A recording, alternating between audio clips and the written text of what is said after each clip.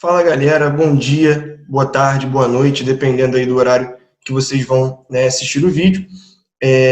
Mais uma vez, mediador Marlon Cabral para trabalhar com vocês aí, dentro desse nosso bate-papo, agricultura familiar, que é mais um tema importante da geografia e para as provas que vocês virão a fazer. Tudo bem, gente? Vamos lá. O que seria a agricultura familiar? Tá? A agricultura familiar é um modelo de produção agrícola, tudo bem? Na qual a administração da propriedade, onde a produção será feita, e dos investimentos necessários, as decisões sobre o que e como produzir, ou seja, todas as decisões antes de se produzir são tomadas pelos membros de uma família, sendo eles donos ou não da terra que eles vão produzir. Sim, um modelo de agricultura familiar ele pode produzir por arrendamento, ou seja, quando ele aluga a parcela de uma terra maior para nessa parcela alugada ele produzir, e ele faz o pagamento ao dono dessa terra na qual ele está alugando. Tudo bem? Em geral, nesse tipo de agricultura, o trabalho ele é realizado por membros de uma mesma família, porém, em alguns momentos, você pode ter, sim, também a contratação de mão de obra no mercado. Então, quando se fala em agricultura familiar, não necessariamente os trabalhadores sempre serão todos ali membros de uma mesma família. Na maioria das vezes, sim. E quantitativamente, dentro da produção, sim, membros de uma mesma família, mas pode ocorrer também a contratação de mão de obra. Beleza?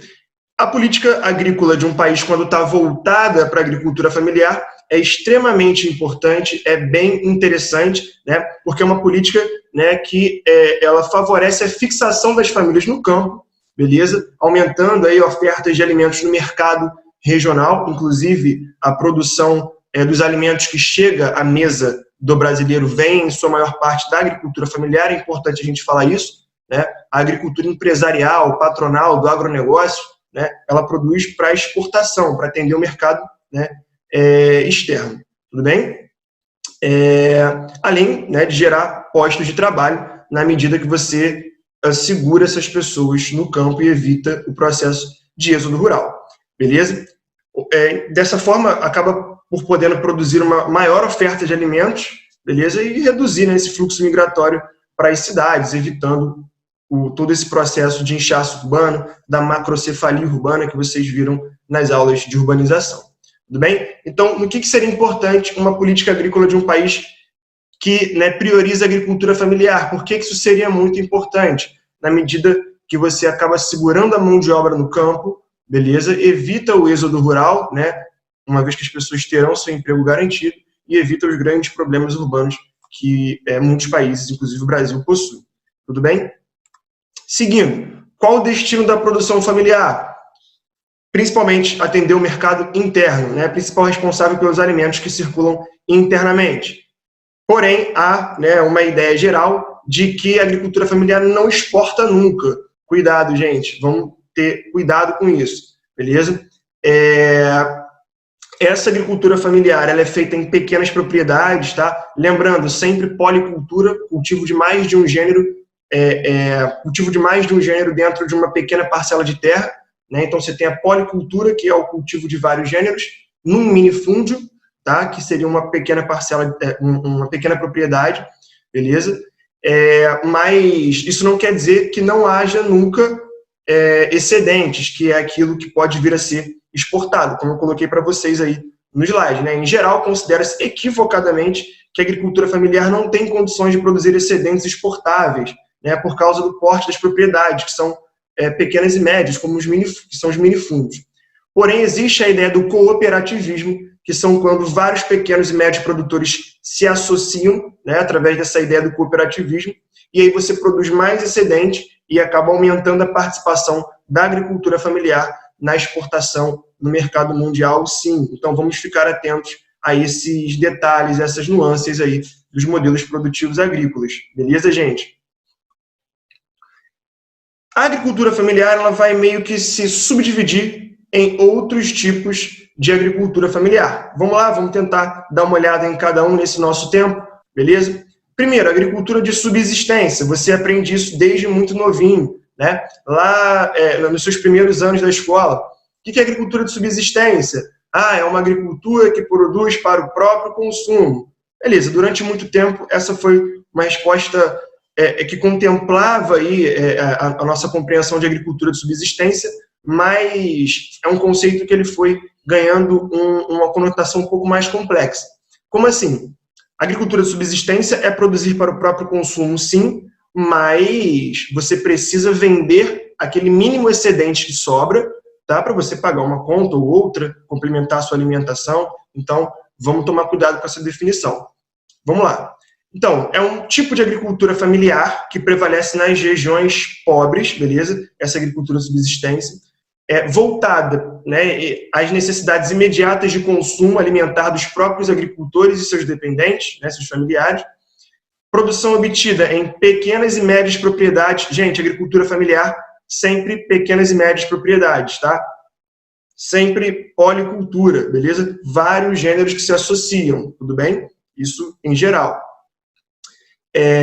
Então, essa produção ela é obtida em pequenas e médias propriedades ou em parcelas de grandes propriedades, né? Nesse caso, parte da produção é entregue ao dono da terra como pagamento desse aluguel. Então, no caso da agricultura de subsistência, né, a produção pode ser feita em parcelas de grandes propriedades, e aí o produtor paga, né, ao dono da terra com parte da produção, beleza? No caso da agricultura de subsistência. Tipo de técnicas que são utilizadas, técnicas tradicionais e rudimentares, ou seja, técnicas muito antigas, técnicas que não condizem muito com a agricultura moderna, essa agricultura do pós-revolução verde, do pós-modernização da agricultura, beleza? Técnicas de preparo do solo, técnicas de plantio bem antigas, tudo bem? Rudimentares. Algumas características importantes aí dessa agricultura de subsistência, que é a primeira subdivisão que a gente está fazendo da agricultura familiar, beleza? Ela possui falta de recursos de assistência técnica, sendo assim você tem semente de menor qualidade, beleza? Você não tem investimento em fertilizantes, logo você tem uma produção bem baixa, né? A produtividade ela vai ser bem baixa, tudo bem, pessoal? Após alguns anos de cultivo, a diminuição da fertilidade natural dos solos, que acabam ficando quase sempre aí expostos a processos erosivos, uma vez que é uma agricultura bem rudimentar, beleza? Em alguns casos, dentro dessa agricultura de subsistência, beleza? Quando se percebe que o volume de produção está diminuindo, né, as famílias tendem a desmatar uma área próxima e praticando a queimada, para poder, né, dar início ali a um processo de degradação acelerada de uma nova área que eu quero plantar, né, de uma nova área que vai se tornar agricultável, beleza? E essa queimada, né, a gente vai chamar de agricultura itinerante, tudo bem? Uma técnica aí muito utilizada pela agricultura de subsistência, primeira subdivisão que a gente está fazendo aí da agricultura familiar, tudo bem? Coloquei para vocês uma imagem aí, né, de queimada para acelerar o cultivo em Londrina, beleza? No Paraná, foto aí de 2012. Na agricultura familiar de subsistência, predominam as pequenas propriedades, minifúndios, como a gente falou, tudo bem? Que podem ser cultivadas de algumas formas. Parceria, que seria quando o agricultor aluga a terra e paga por seu uso com parte da produção, beleza? Arrendamento, quando o aluguel é pago em dinheiro, beleza? Ou regime de posse, quando os agricultores simplesmente ocupam as tais terras devolutas, né? Lembrando, né, que o posseiro, ele ocupa terra devoluta, que são terras que estão desocupadas, que não possuem dono, né, ou que pertencem ao Estado. Então, as pequenas propriedades predominam, beleza? E a produção aí vai ser feita dentro de uma ideia de parceria, arrendamento ou de regime de posse, que seria a ocupação dessas terras devolutas, beleza? Continuando. Na contemporaneidade, ou seja, hoje em dia, onde que se destaca aí essa agricultura de subsistência, rudimentar, com técnicas antigas? Países da África subsaariana, né, daquela África abaixo, ali ao sul, né, para ser mais preciso, do deserto do Saara, a África que tem condições econômicas inferiores de desenvolvimento, né, condições, quando comparadas à África do Norte, né, é o contexto ali do continente africano, onde você tem os países mais pobres, beleza? Sul e Sudeste Asiático e América Latina, beleza? mas prevalece atualmente essa agricultura de subsistência voltada ao comércio urbano, beleza? Onde, né, o agricultor vai cultivar produtos que serão vendidos em cidades próximas, beleza? E o dinheiro que eles recebem é suficiente para garantir aí, a subsistência, então eles pagam uma conta, compram algum alimento para complementar a alimentação, beleza? Então eles não consomem só aquilo que eles produzem, tem um excedente que é necessário para garantir essa subsistência, beleza? Infelizmente, não há excedente de capital que permita aos agricultores de subsistência buscar melhoria de técnica de cultivo, de aumento de produtividade. Isso aí vai ficar mais restrito à agricultura empresarial, beleza? É um tipo de agricultura que predomina em áreas mais pobres, beleza? Onde falta infraestrutura. E, né, você acaba tendo terras mais baratas nessas áreas. Show? Continuando. Para a gente poder caminhar aqui para o final, beleza? Eu quero comentar com vocês sobre mais um tipo aí de agricultura familiar, que seria a agricultura de jardinagem, tá? Gente, a agricultura de jardinagem, vamos tentar fazer um exercício de pensar em jardins, pensar em jardineiros, né? Vamos tentar associar a ideia direta de que são pessoas que trabalham ali diretamente com a produção, né? Usando as mãos, os jardineiros, agricultura de jardinagem, né? É um outro tipo de agricultura familiar, predomina ali no sul e sudeste da Ásia, do continente asiático, beleza? Destaca-se pela enorme produção de arroz em planícies inundáveis, eu vou mostrar uma imagem já para vocês, com utilização intensiva de mão de obra, beleza? Bastante mão de obra trabalhando, né, com ausência de maquinário, beleza? Trabalho, mão de obra direta trabalhando na terra, beleza? As pessoas trabalhando sem a mecanização da produção. Show? É um sistema praticado em pequenas e médias propriedades, cultivadas pelo dono da terra e sua família, ou em parcelas de grandes propriedades. Show? E a sua estrutura apresenta variação, que a gente fala assim, né? Sul e sudeste asiático, mas aí você tem diversos países. Então você tem um comportamento comum a vários desses países que praticam agricultura de jardinagem, mas você vai ter algumas variações que a gente vai apresentar agora, beleza? Então, né, é uma estrutura que apresenta variação entre os países e regiões onde é praticada, né? Porém, nessa forma de produção predomina alta produtividade, pois se recorre à seleção de sementes, utilização de fertilizantes, aplicação de avanços biotecnológicos, técnicas de preservação do solo que permitem a fixação da família naquela propriedade por bastante tempo. Ou seja, o que é fundamental para entender a agricultura de jardinagem? É um modelo de agricultura no qual você não tem a mecanização da produção, você praticamente não insere máquinas nessa produção, até porque o relevo ele é muito irregular, né, o que não facilitaria a atuação de colheitadeiras, tratores, tudo bem? Mas ele é modernizado, beleza? É uma agricultura que não é mecanizada, você não vê a introdução de máquinas, mas você vê a modernização, como, né, a seleção de sementes, fertilizantes e todos esses pacotes de uma agricultura mais moderna. Tudo bem? Aí a gente traz aqui, né, as peculiaridades de cada região asiática nessa produção aí da agricultura de jardinagem, tá? Países, por exemplo, como Filipinas, Tailândia, Indonésia e alguns outros do Sudeste Asiático, né, países que possuem uma elevadíssima densidade demográfica, as famílias contam com áreas muitas vezes inferiores a 1 hectare, ou seja, 10 mil metros quadrados, beleza? E tem condições de vida bastante precárias.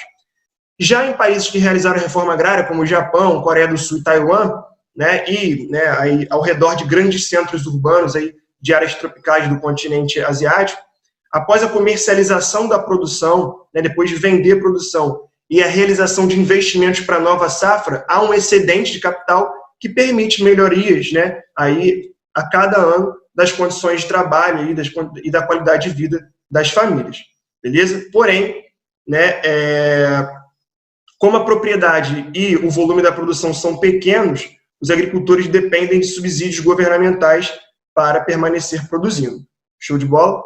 Para a gente poder caminhar aqui bem para o final, na China a produção também ocorre, né, em propriedades muito pequenas, inferiores aí a 1 hectare por família, né, 1 hectare 10 mil metros quadrados, beleza? E condições de trabalho quase sempre muito precárias. Você tem uma população na China que ela está em torno de 1 bilhão e 400 milhões de pessoas, né? Então, o governo chinês, ele prioriza, ele opta por manter essa galera empregada no campo, evitando, assim, que ela promova o êxodo rural. Por isso que a agricultura de jardinagem ela é muito moderna. Ela não é mecanizada, mas ela é bem moderna. Ela é modernizada com a questão da seleção de sementes, né, fertilizantes, e por aí vai. No entanto, em algumas províncias aí litorâneas, né, da China, tem ocorrido um processo de modernização da agricultura impulsionado pela expansão de propriedades particulares e da capitalização proporcionada pela abertura econômica, né? Então, no caso, você tem, de um lado, uma China que prioriza manter a população empregada diretamente no trabalho, né, agrícola, perfeito? Não mecaniza essa produção, porque se você mecaniza, você tira o emprego dessa galera e ela vai buscar emprego nas grandes cidades, causando um caos aí nas cidades chinesas, tudo bem? E, ao mesmo tempo, uma China que vem vivendo aí um processo de expansão de propriedades particulares, né, em algumas províncias litorâneas, show de bola, que aí a gente já começa a observar uma agricultura um pouco mais modernizada, mecanizada, tudo bem? E aí, para a gente fechar,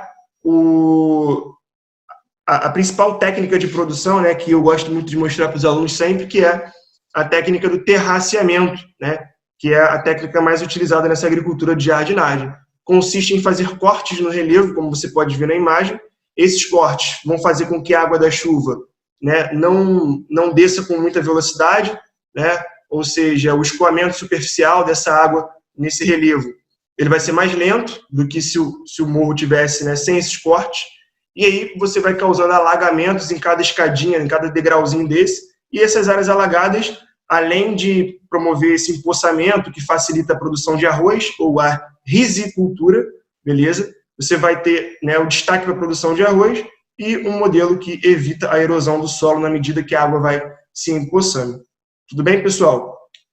Então, a gente fecha aí com essa agricultura de jardinagem, trabalhamos aí, trocamos uma ideia, né? Óbvio que o nosso tempo ele é bem curto, mas trocamos uma ideia sobre agricultura familiar, né? Agricultura de subsistência, que é uma variação da agricultura familiar, e, né, no caso, também falamos sobre a agricultura de jardinagem, outra denominação da agricultura familiar.